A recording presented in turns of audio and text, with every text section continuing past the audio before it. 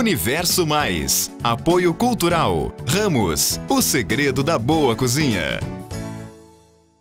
Olá, muito boa tarde! Estamos iniciando mais um programa Universo Mais, aqui na sua TV Cultura Paulista, para mais de 18 cidades da região. E é um prazer enorme estar com você aqui nessa quinta-feira. Olha, a semana voou, não é mesmo? Amanhã já começamos a entrar aí no fim de semana, mas por enquanto, curta esse programa aqui juntinho de mim até às 14 horas, porque hoje nós iremos falar de direção defensiva com o instrutor Celso Henrique. E ainda, hoje, dia 18 de junho, é o dia da imigração japonesa. Teremos um bate-papo muito gostoso com as minhas convidadas. Falaremos também da gastronomia japonesa. Olha só, que delícia! Você com certeza não vai ficar de fora. Então, vamos começar o programa Universo Mais? Roda!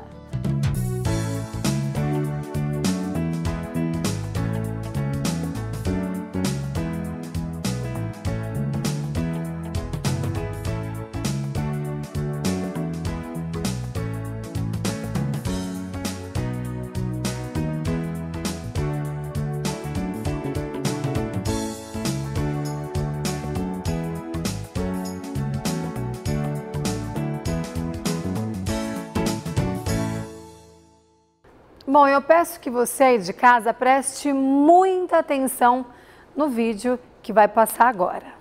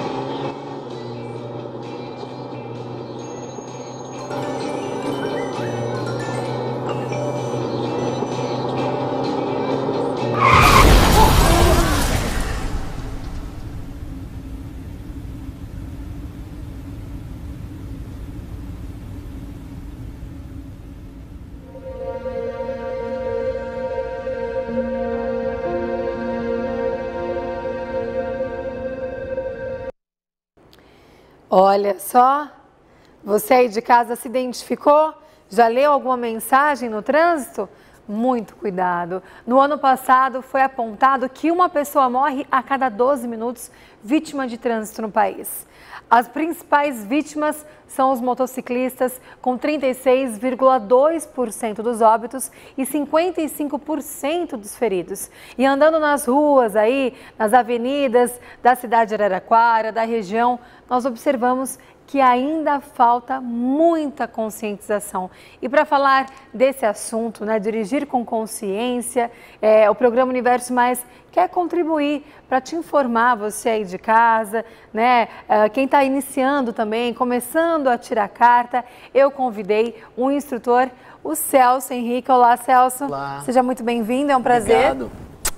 Prazer é todo meu. Bom, esse assunto é muito sério, né, Celso? Sim, sério. Realmente os números são alarmantes e se antes já existiam muitos acidentes, hoje em dia com essa onda dos smartphones, onde as pessoas sentem a necessidade de estarem conectadas 24 horas por dia e de não conseguir esperar 5 minutos até chegar em casa para responder uma mensagem. Sim. A tecnologia é cada vez mais avançada, mas a tecnologia exige ainda a atenção do ser humano, né? Graças a Deus ainda ela não tirou isso do ser humano, né? A atenção dispensada a ela. E assim, uma vez que você está dirigindo e mexe num celular, mesmo que seja para ver uma mensagem, é a mesma coisa que a gente fala. Vê se você consegue fazer alguma coisa em 2 segundos com o olho fechado. Você fecha o olho, é como se estivesse dirigindo às cegas. Exatamente. Bom, e eu queria abordar o tema direção defensiva, por quê? né? Quando os mais velhos falam, eu digo os mais velhos, quando eu comecei a tirar carta, né? Os pais, enfim.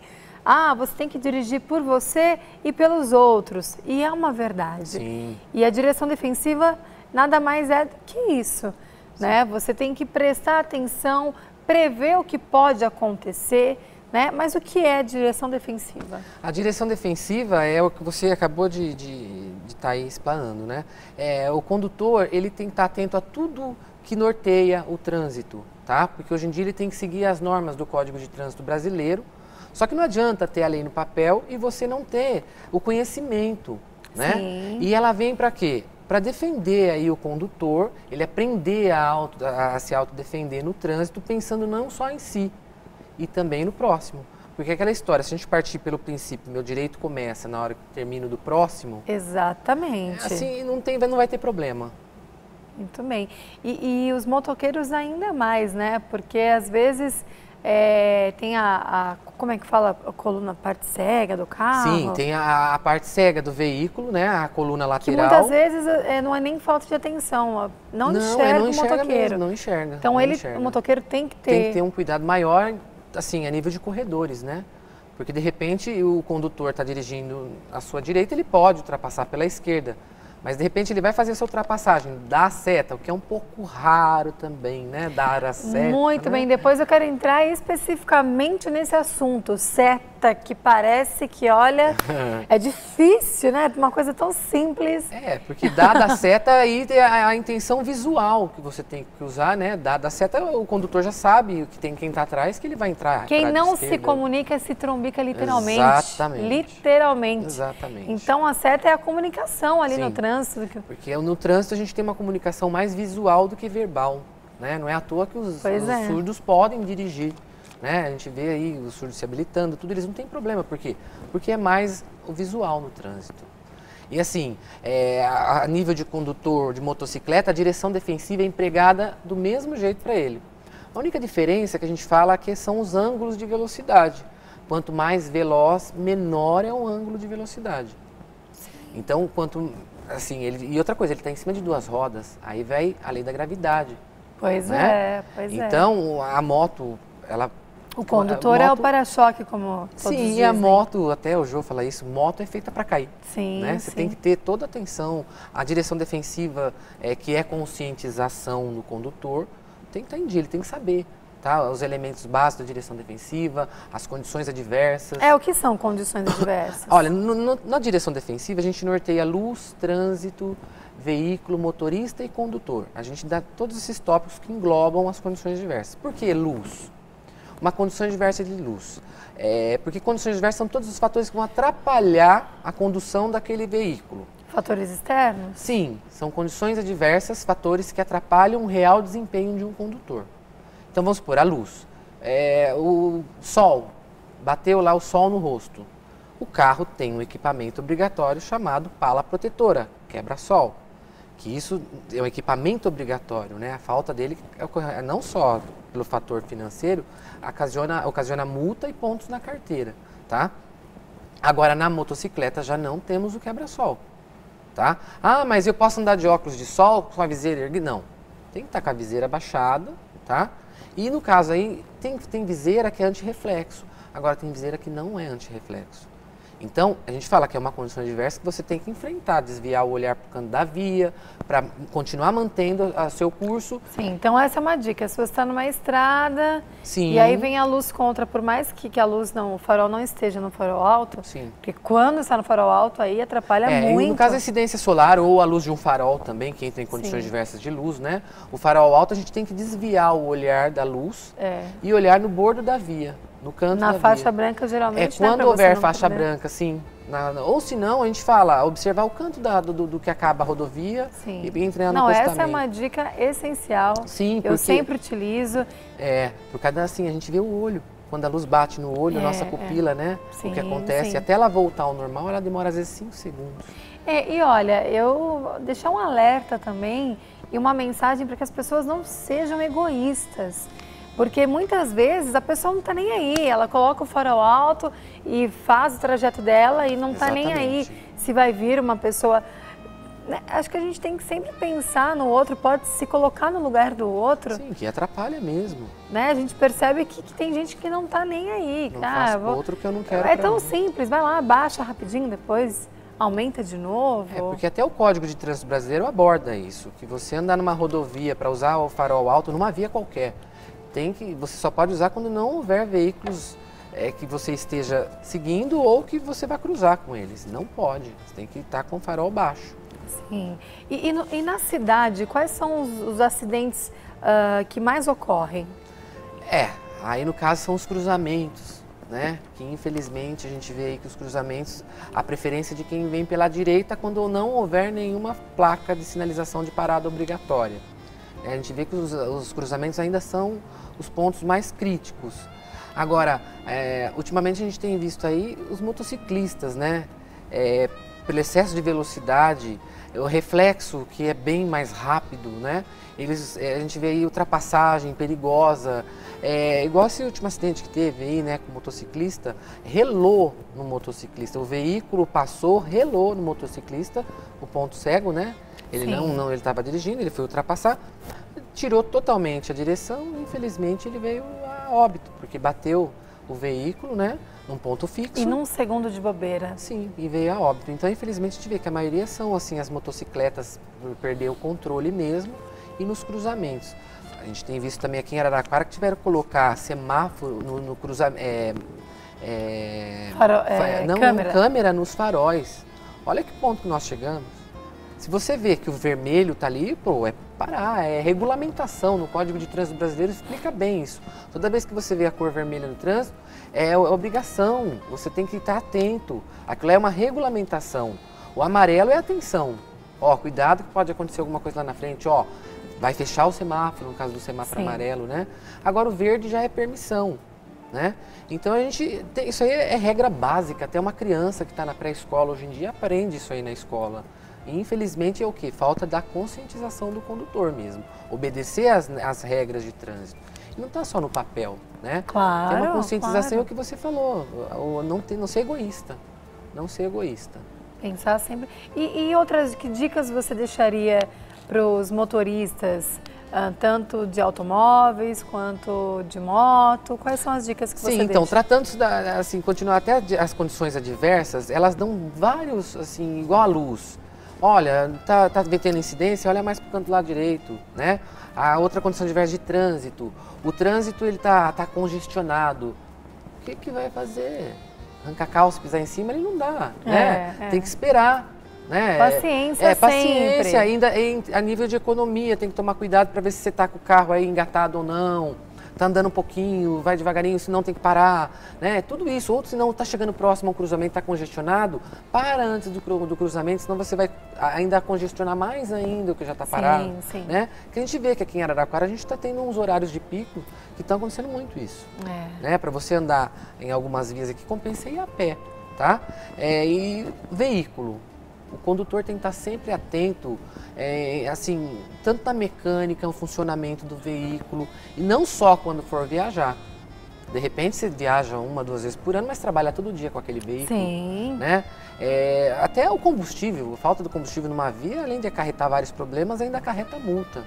É verdade. Então, uma vez que você vai sair com o seu veículo, você tem que ter domínio sobre a máquina, e não a máquina te dominar. Não perder essa essência, né? Homem controlar a máquina. Claro. Né? Então ele tem que estar atento em todas os equipamentos de uso obrigatório, como a sinalização, de repente você está lá com uma luz de freio queimada. Qual que é a comunicação para quem está atrás que você vai parar? Exato. É a luz de freio, não tem outro jeito. E ela é vermelha, né? É o que eu falei, parar, regulamentação, presta atenção. Então está sempre atento aí no funcionamento do veículo, tá? Condutor. A nível de condições adversas de condutor. O condutor, ele é aquela peça fundamental, né? Que tem vida, acredito eu, que tem alma. Então ele tem que ter uma essência. A partir do momento que você é tido como um condutor, você tem que ter pelo menos assim um espírito de solidariedade. Claro. Porque no trânsito não somos um só. Somos vários, né? Porque a preferência, em resumo, sempre está dando a preferência. Com certeza, esse é um ponto também que eu acho muito importante, e o que a gente vê cada vez menos acontecendo. Então, poxa, você está numa via tranquila, não está vindo ninguém atrás de você, você vê que um pedestre vai atravessar, não custa você dar passagem, é fundamental. né? É 2 segundos ali, porque amanhã você pode estar como pedestre também. Sim, né? Você desceu do teu carro, você já é um pedestre. Claro. De repente vai num banco, você para teu carro, vai atravessar a rua, às vezes mesmo numa faixa de pedestre, a gente vê, né, que a gente, aqui no Brasil, a gente até tem algumas cidades que fazem isso, põe o pé na faixa de pedestre e para o veículo. Não, aqui eu acho que isso não funcionaria. Aqui em Araraquara ainda não. Não ainda funcionaria. Não. Agora, assim, a gente vê no Paraná mesmo, né, a gente vê algumas cidades do Paraná, Brasília, põe o pé na faixa, o carro tem que parar para o pedestre Mas atravessar. ao mesmo tempo eu acho isso complicado, porque se o veículo de trás, ele não vê que o pedestre está atravessando... Mas é onde norteia a direção defensiva, dirigir olhando na frente do carro que está à sua frente. Sim, entendeu? É o que norteia a direção defensiva, o princípio básico é esse, ver o que acontece ao seu redor, tá? E partindo desse princípio, tomar distância do veículo da frente. Dicas que eu, no meu cotidiano, eu também ando de moto, né? Gosto de andar de moto. E aí, com o tempo, você vai adquirindo algumas práticas e alguns cuidados também. É o Por uso exemplo, que traz a prática. A gente vê que muitos carros batem atrás do outro no farol. Às vezes você vai parar no farol amarelo, né? E o outro acha que você... Se isso acontece com moto, passa em cima de você. Sim. Então, antes de eu parar, eu vou sinalizando isso, rela que eu no freio, vou muito parar bem. o tempo todo, olho no meu retrovisor, porque pensou o perigo, você para no farol, né, e o carro que está atrás... E a sua comunicação, sim, nesse caso, então a luz vermelha. Você já vai comunicando que você vai parar, já vai diminuindo desde já e sempre atrás. Se você vê que o carro atrás está muito rápido, né, muitas vezes eu paro para o canto. Sim. Quantas vezes eu já parei para o canto, o carro que estava atrás... Sim, passa no amarelo. E é mais o que você falou, já vem relando no freio. Tanto no carro como na moto. A moto ainda você tem agilidade, já consegue jogar pro outro lado. Agora, e quando é um carro? Você olha aquele baita caminhão atrás de você, e agora? Ou eu taco o pé aqui, passo no amarelo, que já tá ficando vermelho, porque já é aquela história, amarelo já tá vermelho. Viu o amarelo que você não chegou na faixa de pedestre, você tem que parar. E outra dica também para os motociclistas, né? Porque o motociclista para aqui olhando no farol de lá, né? Sim. Ficou vermelho ali, não importa se o que tá aqui, vai. E aí numa dessas também tem um que não respeita. Acomete muitos acidentes. Sim. E até o fato de parar, você parar com um veículo atrás de outro, é sempre você vendo a roda de trás do carro da frente. Isso é uma boa distância, depois que você para. De repente aquele carro da frente pode estar voltando, né? Aí, ou senão tem que ter o espaço para seguir um veículo de emergência que vem logo atrás, você tem como contornar, né? Já jogar para a direita para ele poder te ultrapassar pela esquerda. Porque a gente vê a dificuldade até nos veículos de utilidade pública aqui na cidade, né? Tá lá com a sirene ligada, o giroflex na cor vermelha, vê que é uma ambulância, tudo, você tem que começar a jogar. Mas a gente vê aqui que é complicado até isso, né? Numa hora de um fluxo de veículo, tá jogando o carro para o veículo de emergência poder passar. Então, por quê? Por falta de conscientização. O ponto-chave do condutor defensivo é a conscientização. Bom, se todo mundo se conscientizar, né? Sair de casa um pouco antes, para não sair atrasado, porque aí na pressa é onde as coisas acontecem. A gente sofre o fenômeno da elasticidade, uma vez que a gente tem o poder de estar com uma máquina que é veloz, que anda e obedece a gente. É aquela história, tem o poder, ele sobe a cabeça. Não pode no veículo acontecer isso. E se você está atrasado, você vai querer ganhar o tempo no trânsito. E aí você está perdendo tempo na vida. Minha mãe falava, mas vale perder 1 minuto na vida do que a vida em 1 minuto. Exatamente, então, isso vale sim. Fica a dica para todos vocês, motoristas, motociclistas, sejam mais conscientes, hein? Celso, muito obrigada pela sua participação. Imagina. Adorei as dicas, então são valiosas. Se cada um praticar um pouco mais, ser um pouco mais consciente, né? Nós teremos aí uma cidade, um país melhor. Sim, e ó, na só parte uma do dica, trânsito, pelo menos. Outra dica, sempre aí a gente vê no trânsito as novas resoluções que vão saindo. O condutor hoje em dia ele pode estar entrando no site do Detran e está vendo lá tudo que ele pode estar fazendo, quais são as novas resoluções, portarias que estão vindo. Por quê? Porque o condutor, uma vez que ele é habilitado, ele não pode alegar ignorância perante o Código de Trânsito Brasileiro. Sim. Então ele tem que estar sempre se atualizando.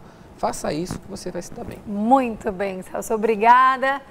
Bom, e antes de ir para o intervalo, eu gostaria de mandar um beijo para todo mundo da Clínica New Look, a Raquel que fez o meu cabelo, também a Vivi Cabral que produziu o meu make. Um beijo para vocês e para toda essa equipe fantástica de mais de 30 profissionais altamente capacitados. Lá eles utilizam os melhores produtos, estão sempre antenados com as novidades do momento, com os produtos do momento. Então, vá para New Look, porque lá é o lugar certo para você aí de casa ficar linda, ficar lindo também, porque tem o espaço masculino, espaço infantil, dos pés à cabeça. Então, um beijão para todo mundo da Clínica New Look. Nós vamos para um breve intervalo de apoio e voltamos daqui a pouco. Não sai daí.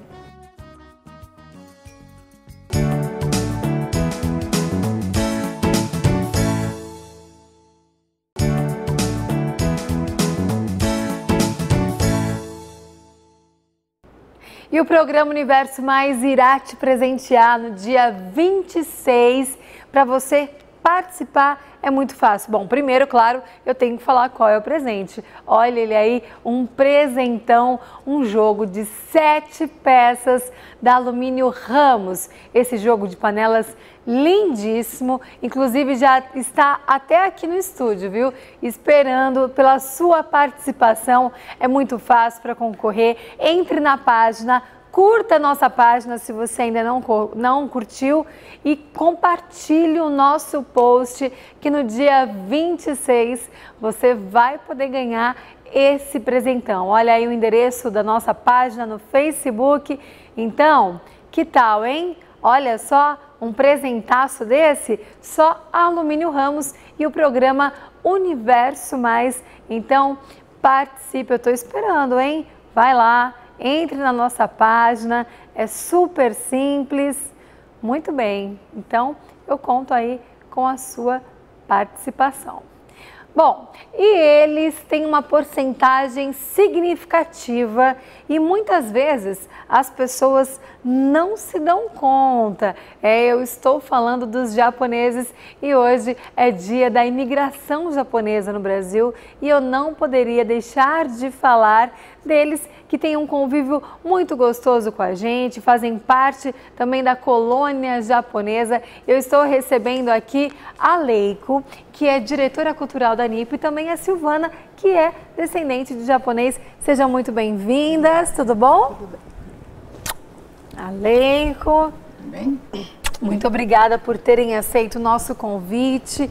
Bom, hoje, né, dia 18, dia da imigração japonesa, o que essa data representa para vocês?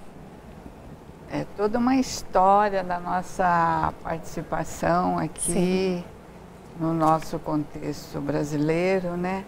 Eu acho que é sempre bom estar lembrando que já está passando dos 100 anos de imigração japonesa e eu acho que é até muito gratificante a gente estar aqui para falar alguma coisa sobre isso. Muito bem. E vocês acham que ainda há algum tipo de preconceito com as etnias? Eu não sinto preconceito nenhum. Aqui no Brasil, não. De pequena, sim, né? Mas hoje não. E você, Leiko, o que... Eu acho que o povo japonês, o imigrante japonês já conquistou um espaço, né, no Brasil e tem uma importância muito boa no desenvolvimento cultural brasileiro mesmo. Então, eu acho que na etnia japonesa não existe mais. Sim. Agora, existe sim nas outras etnias, ainda existe, a gente tem que tomar muito cuidado para a gente se educar e não ter esse problema. Educar, conscientizar a população. Exatamente, exatamente. Eu acho que ainda existe, sim. E a cultura, os costumes japoneses, é uma cultura muito rica. Vocês ainda guardam algo da cultura? Seguem algumas tradições? Eu, como diretora cultural da Associação Nipo-Brasileira de Araraquara, a gente procura cultivar essa cultura japonesa. Agora, em casa, realmente eu tenho alguns itens que eu acho muito importante, que é o oratório. Apesar de eu ser católica, a gente faz uns rituais toda manhã. Ai, eu sou olha, viúva, que bacana. eu sou viúva e eu coloco o cafezinho que meu marido gostava, a água e também o mamão que ele gostava, né? Então isso eu faço toda manhã. Nas refeições também a gente acende o incenso no oratório, que já é da época do avô dele, né? Então eu acho que isso é uma coisa que a gente guarda ainda e estou passando para meus filhos. Sim, e você, Silvana, tem algum costume ainda? Não, porque meu pai não é, né, descendente, né, só minha mãe, então a gente já não tem esse costume de... a gente não faz nada, assim, a respeito, né. Mas e para o seu filho, você costuma contar, falar, passar um pouco da cultura japonesa? Bem pouco, né. O que eu acho que assim, os nossos costumes, né, respeito, limpeza, não jogar lixo na rua, todas essas coisas é passado para ele, né, mas essas coisas assim de oratório, assim, a gente já não tem, né. Sim. E para as outras gerações da sua família, você também passa esses costumes, essa cultura? Supondo que na Associação Nipo a gente tem que fazer festividades dentro da cultura japonesa, a gente tem sempre o Undokai, o Kerokai, sabe, o Tanabata. Então tudo isso vai passando, né? Tudo isso vai passando, né? Tudo vai passando e para gerações que vêm vindo também, né? Sim. A Silvana morou no Japão, né? Morei quase 6 anos, assim, ao todo, né? Mas vim passear no Brasil, ficava 1 mês, 3 meses. E as diferenças culturais são gritantes. São. Né? Muito. Quais as principais diferenças? Você sente uma diferença, o respeito deles são muito grande. Eles são... Eu acho que é o respeito pelo que é dos outros, não é, Silvana? Tanto que eu vi uma reportagem, né, que os japoneses, aqui você vai dar o seu cartão, eles pegam da sua mão. Lá eles te dão o cartão assim com as 2 mãos, né? Não sei se você passou por isso. Eles vão pegar o seu cartão com as 2 mãos. Você vai entrar numa loja, você é super bem recebido, né? Até o troco que você recebe é dado. Ele vem numa bandejinha. Eles oferecem para a gente só, o nosso então troco. Nos mínimos detalhes, né? Horário também lá é demais, né? Bem pontual mesmo, tudo bem pontual. Bom, o horário, para complementar o que a Silvana está dizendo, se o horário do trem está atrasado 1 minuto, eles vão anunciando que até determinada estação, esse atraso de 1 minuto vai ser retirado. Então eles fazem um jeito de apressar um pouquinho mais para que entrem no horário que é uma engrenagem, né? Por isso que funciona tão bem o país, né? E é exemplo para... Tanto que na Copa daqui, né, os japoneses, eles limpavam o estádio. Exatamente. Gente, isso daí é um orgulho pra gente. É verdade, me arrepiou. Eu lembrei disso, é verdade. Eles lá, o pessoal... saía, deixava tudo jogado, latinha, e eles recolhendo ali. Isso, no começo eles chegavam com a sacolinha sempre. Sopravam, formavam tipo de uma bexiga e faziam aqueles movimentos depois eles usavam para tirar as coisas de lixo mesmo. É um exemplo que infelizmente não seguiram, né? No Brasil. Eu acho que... Quem sabe com o tempo, né? As pessoas vão se conscientizando. Eu acho que o Brasil perto do Japão, é uma criança. Tem muito que aprender. Mas tem que tomar cuidado para não virar uma criança mal educada. E está ficando, né? Então, está na hora de começar. Um país ótimo, o Brasil, né? O Brasil é um ótimo, paraíso, né? Mas, infelizmente... né? Até mesmo lá de cima nós não temos exemplos, exatamente, né? Os governantes. Teve até uma política japonesa que quando descobriram, né, o que ela estava fazendo de errado, ela se suicidou, né? E isso acontece muito com os jovens estudantes no Japão, né? Eles não passam na faculdade, eles se decepcionam, eles se suicidam. De tão exigentes né? que não são aceitam, não aceita. Com eles mesmos. Não aceita o erro, né, deles. É muito diferente, é um contraste. Pois é. Bom, nos bastidores elas estavam me ensinando e conversando um pouco sobre a diferença do Sansei, Nisei, né? Que a gente brinca geralmente quando vê alguém que é japonês. Ensina para o pessoal de casa essa diferença? O Issei é a primeira geração, vem da palavra Ichi, que é primeiro. O descendente do Issei já é Nisei, aqui no Brasil, fora do Brasil, né? E depois do Nisei vem a terceira geração Sansei, e assim vai. Hoje nós estamos já no não sei, né? Porque nós estamos há muito tempo aqui no Brasil, né? Eu, por exemplo, sou Sansei. Sim, muito Minha bom. mãe já é Nisei, né? Bom, e a Nipo representa muito bem os japoneses aqui em Araraquara, com todos os eventos que são deliciosos em tudo que oferece. Fala um pouco da Nipo, que já está aqui há mais de 50 anos, né? Nós estamos já há mais de 50 anos. Em 2004 nós fizemos 50 anos de fundação, né? E estou ainda na diretoria da Nipo. E como eu disse há pouco, nós fazemos alguns eventos até para sobrevivência. O sukiyaki, famoso sukiyaki aqui em Araraquara, né?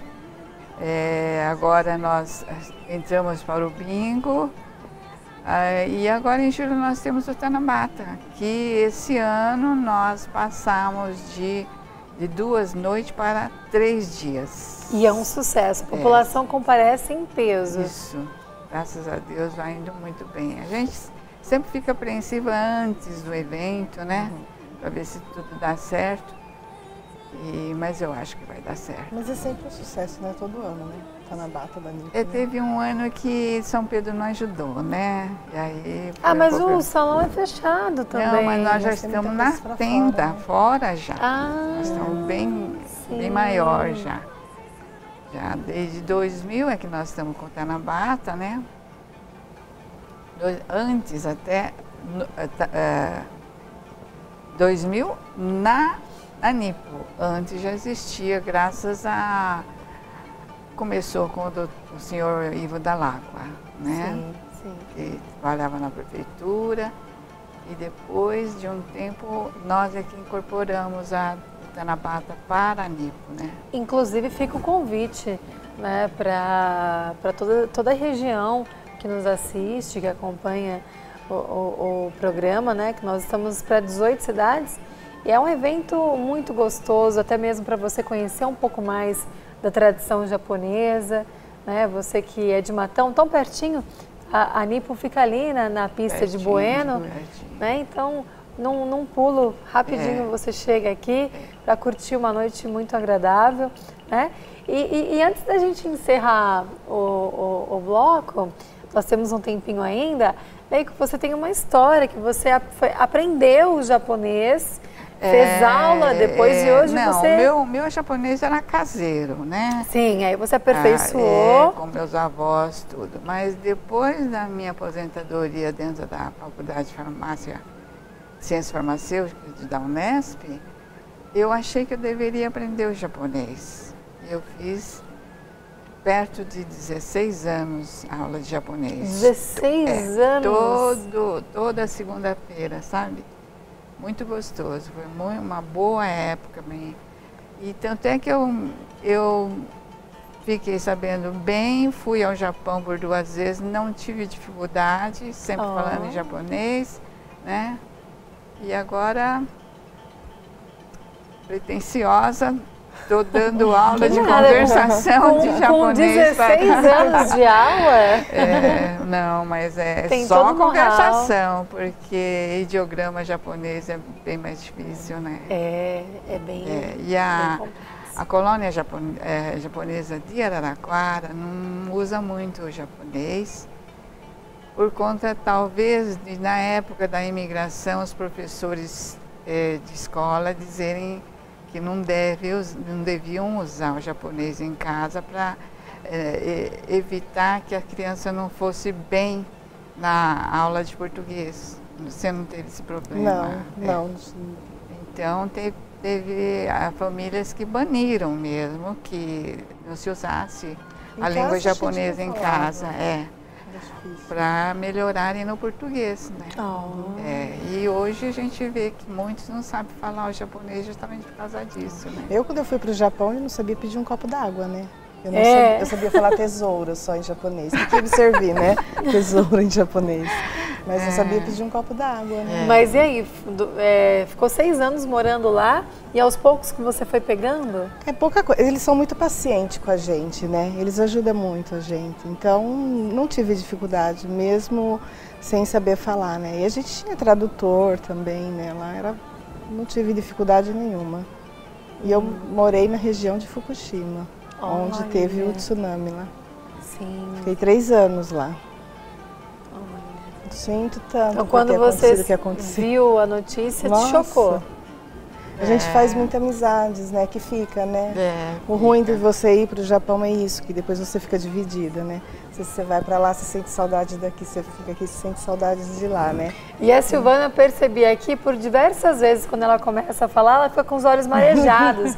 Então a gente percebe que tem um amor muito grande por toda a cultura. Estou emocionada. Então toda a cultura.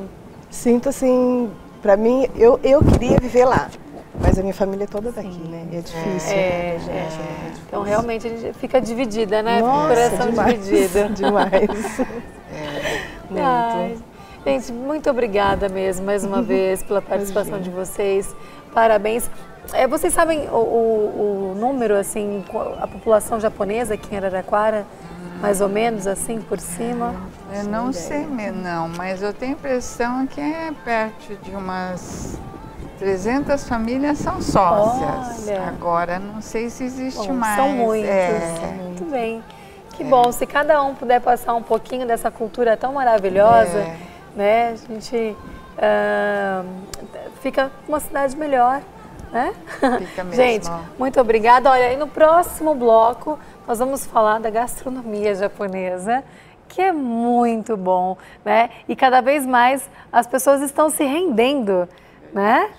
Então, antes, quem tinha aversão ao peixe cru ou algum tipo de preconceito com a comida, hoje em dia todo mundo caiu no gosto e o restaurante que vai vir aqui para a gente bater um papo e falar um pouco mais sobre a gastronomia japonesa. Muito obrigada mais uma vez, meninas. A gente que agradece pela oportunidade. Bom, e nós vamos para um breve intervalo, mas antes de ir para o intervalo, eu quero mostrar o look de hoje, que é da loja Sagrado Coração. E como vocês já sabem, ao longo da semana, eu estou dando sugestões de looks preto, tá? No preto, para a festa que terá no sábado. E aí, você já vai analisando aí, olha esse vestido que lindo, cheio de brilho, paetê. Douglinha, mostra aqui um pouquinho, ele é todo rodadinho na parte de baixo. Olha, que graça. Bom, então, essa é a sugestão da loja Sagrado Coração de Jesus. Tem esse vestido e muitos, mas muitos outros para você arrasar e ficar sempre linda e na moda. Nós vamos para um breve intervalo de apoio e voltamos num minuto, é rapidinho, não sai daí.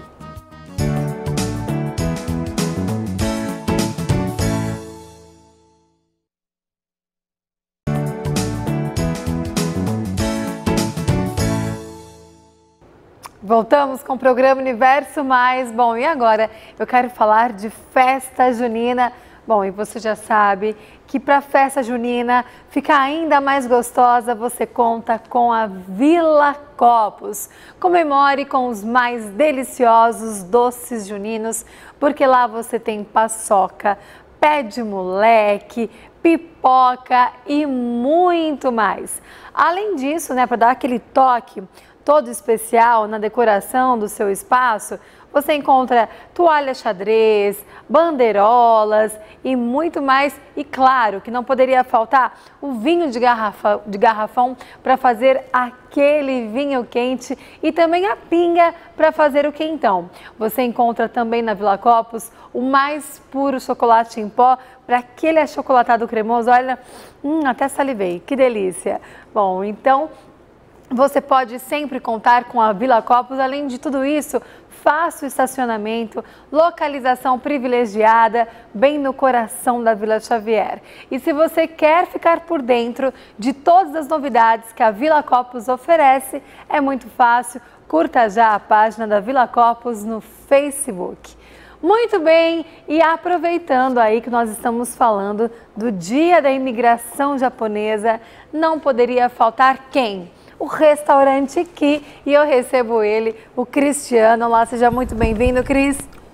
Tudo bom? Tudo bem. Bom, é sempre uma honra, um prazer tê-lo aqui no programa Universo Mais, esse restaurante aí que já completa 5 anos de muito sucesso aqui na nossa cidade, né? E como a moda da comida japonesa é algo relativamente recente, sim, né, Cris? Realmente a comida japonesa, ela já tem um certo tempo, mas de uns 5, 6 anos ela realmente vem com tudo, com uma força expressiva muito grande, e é onde as pessoas cada vez mais estão gostando, e gostando é o que a gente vai estar passando. Exato. E se permitindo, você falou uma coisa muito bacana, se permitindo a conhecer a comida japonesa, né, se maravilhar com o gosto dela, com as texturas. Realmente é muito prazeroso. É uma gastronomia riquíssima. Muito rica. Eu acho que é uma gastronomia que assim as pessoas se encantam com essa gastronomia, né? As pessoas realmente podem estar comendo à vontade, e que eu vejo o mais bacana disso são todas as idades. Não é uma idade específica, não é uma faixa etária específica. Não, as crianças elas já estão crescendo gostando da comida japonesa, já estão crescendo sabendo utilizar o hashi, isso, né? É verdade. Não, mas o mais bacana é que a gente, né, eu sou encantado pela comida japonesa, pela cultura japonesa. Eu acho que isso é mais bacana. Quando me levou a abrir o restaurante japonês. E foi um dos pioneiros na cidade, né? A gente está aqui tem já. Vários, mas... Tem vários, e é bacana você ser referência, né? O pessoal, realmente o que hoje é uma referência de gastronomia japonesa em Araraquara. E então, assim, e o mais bacana é você ver as crianças que antes chegavam, que não comiam, que hoje comem. Chegaram crianças, hoje já são alguns adolescentes. Você vê essa evolução, mães que antes de serem mães eram namorados, foram na época grávidas. Então, nesses 5 anos você acompanhou muita história. Isso é muito bacana. A gente vê que, assim, nossa, o bebezinho, né, estava ali no colinho da mãe, hoje já estão comendo, né, com 3 anos, já comem a comida japonesa, 4 anos já estão ali com a gente. Então é muito bacana a gente perceber isso, sabe, Dani? Essa evolução do paladar do brasileiro com a comida japonesa. Sim, sim. Isso que é muito importante. Lógico que precisou-se que houvesse uma adaptação da culinária japonesa, né, para o paladar brasileiro. Houve essa necessidade, porque a comida japonesa que é feita no Japão, ela é diferente do que é feita no Brasil. Ah, é? Existem umas grandes diferenças. Quais são as principais diferenças? Não, eu digo não mais principais, mas precisou, assim, ingredientes diferentes, tá? Toques especiais. Isso, toques, ingredientes... Levemente, essa mudança ela é sutil. Sutil, mas assim, são para se adaptar ao paladar do brasileiro, né? Então a gente tem alguns itens que não tem no Japão. né, alguns tipos de sushis, que são os enrolados, né, o enrolado Califórnia, que é aquele que é o arroz com gergelim por fora, e dentro a gente usa o cane, usa a manga e usa o pepino, né? Isso não existe no Japão. Esse tipo de sushi não existe. Mas então para você ver que esse sushi é um sushi já ocidental, porque é o Uramaki Califórnia, então leva o nome americano. Então precisou que houvesse essa adaptação da culinária japonesa e que realmente caiu no gosto do brasileiros, americanos, europeus, todo mundo. Caiu mesmo. Acho que hoje o mundo gosta muito, muito da culinária japonesa. É incrível. Eu tenho assim muitos amigos e amigas que falam, ai, eu não gosto, mas aí vai num primeiro rodízio, acaba ficando ali só no hot roll, né, na lula, no camarão. Uma coisa já cozida, né, não um peixe cru em si. Aí, aos poucos, come um sushi, depois um outro se atreve a pegar um sashimi, e vai gostando, e hoje não vivem sem. E vai se encantando. E é uma comida que não enjoa, é incrível. É isso que é bacana, que as pessoas acabam se encantando com a comida japonesa. Né? As pessoas, elas comem, aí cada vez que elas vão, elas percebem algo diferente. Eu acho que isso que mantém essa chama da comida japonesa em ascensão. E eu falo uma coisa muito bacana referente à comida japonesa, dessa coisa milenar, por mais que teve essa adaptação para o Brasil da comida japonesa, mas o princípio ainda é igual, feito no Japão, do arroz, da alga, então o peixe cru. E então, se você pegar um pouquinho, o que o brasileiro gosta muito? A gente tem muito do que? A comida, qual que era a melhor comida que nós tínhamos antigamente? Era a comida da avó. É verdade. A comida da avó era espetacular, né? Nossa, eu me lembro da comida de domingo que minha avó fazia, os bolos que meus avós faziam. Por quê? Porque ele remete ao passado, que era uma época feito de uma forma gostosa, sem muito conservante, de uma forma com itens mais saudáveis.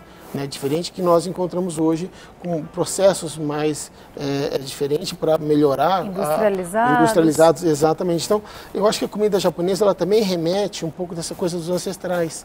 Né, olha, isso daqui é feito como é 20 anos atrás, como é 30 anos atrás, como é 100 anos atrás.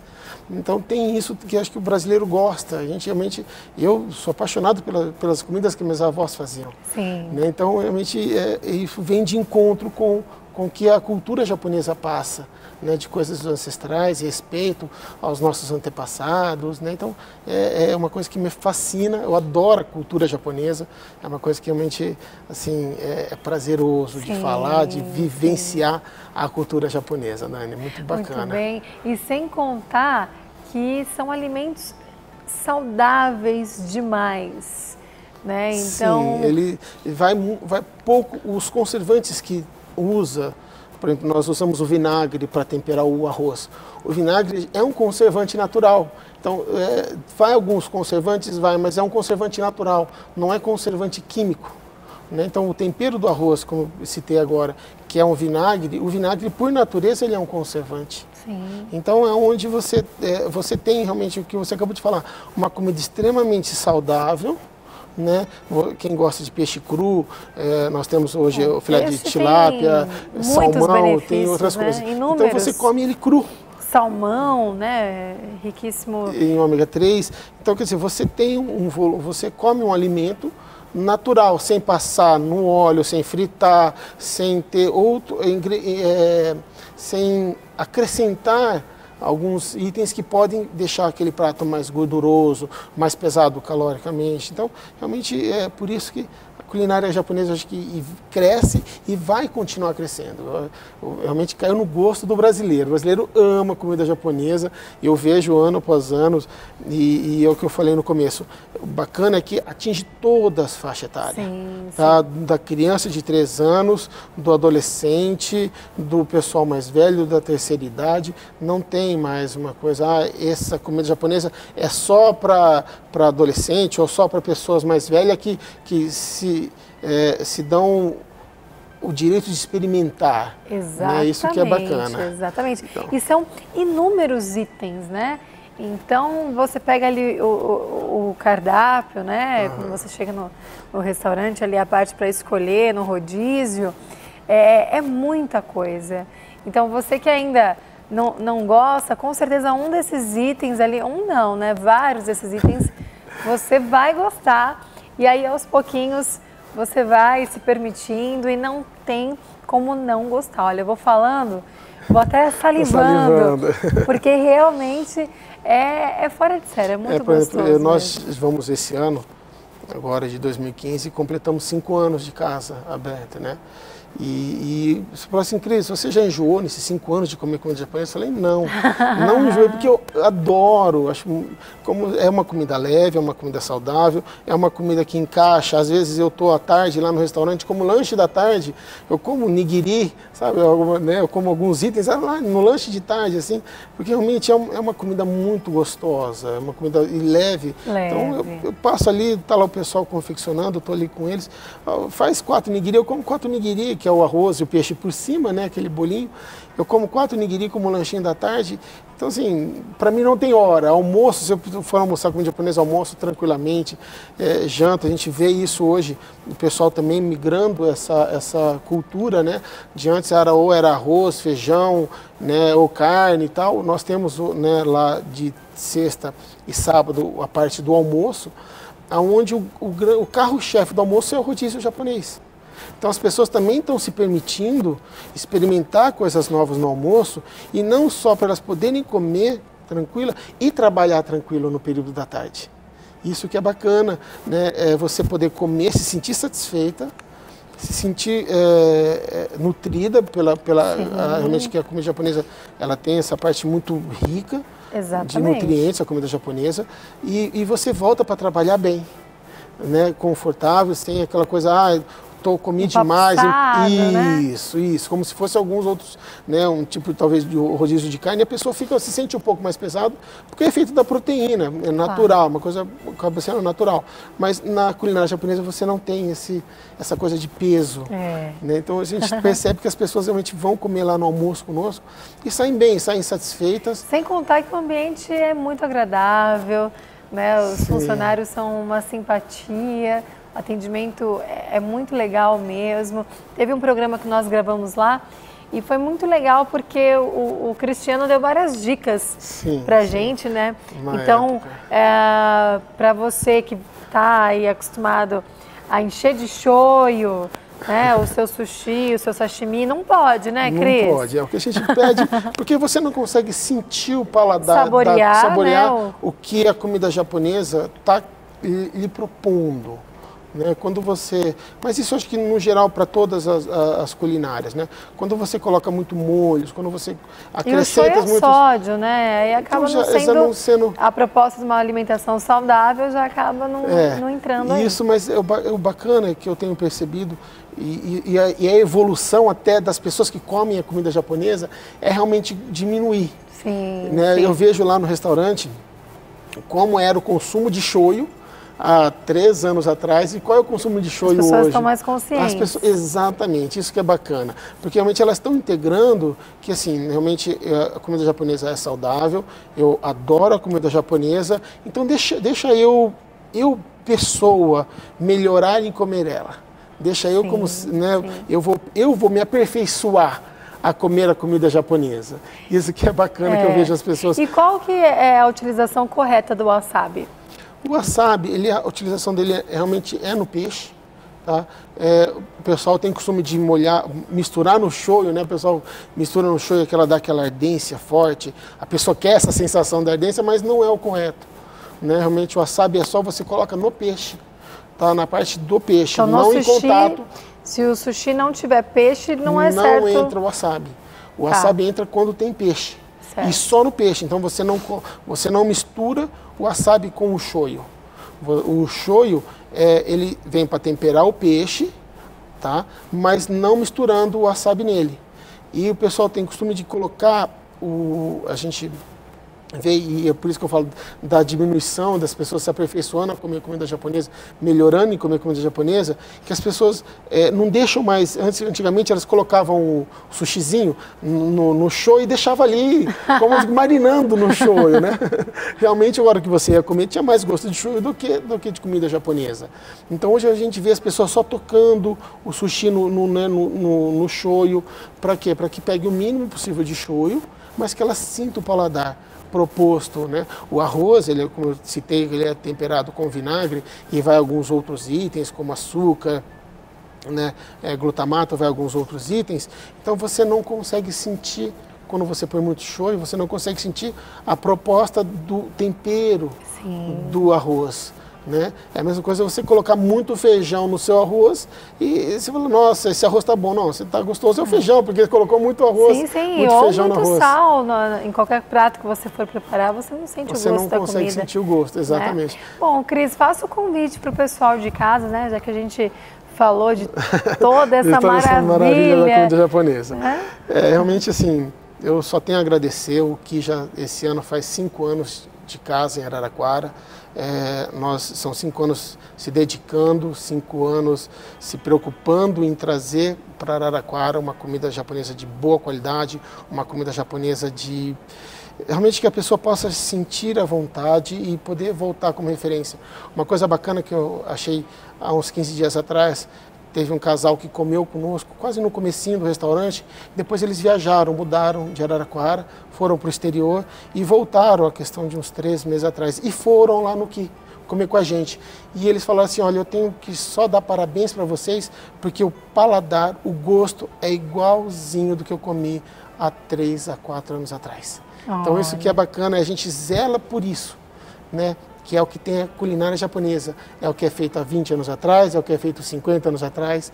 Então a gente tem essa preocupação de oferecer para Araraquara o melhor hoje, daqui 10 anos, daqui mais 15 anos, sempre a mesma comida e não ter oscilações. Muito bem. Quais são os horários? Os nossos horários de sexta e sábado nós estamos trabalhando no almoço, das 11h30 às 14h30 e na janta de segunda a sábado, das 6h30 à meia-noite. Muito bem, Cris, muito obrigada mais uma vez. Eu vou encerrando o programa Universo Mais, às 17 horas, tem reapresentação, amanhã, sexta-feira, às 13 horas, programa inédito. Um beijo, fiquem com Deus e até amanhã. Tchau, tchau.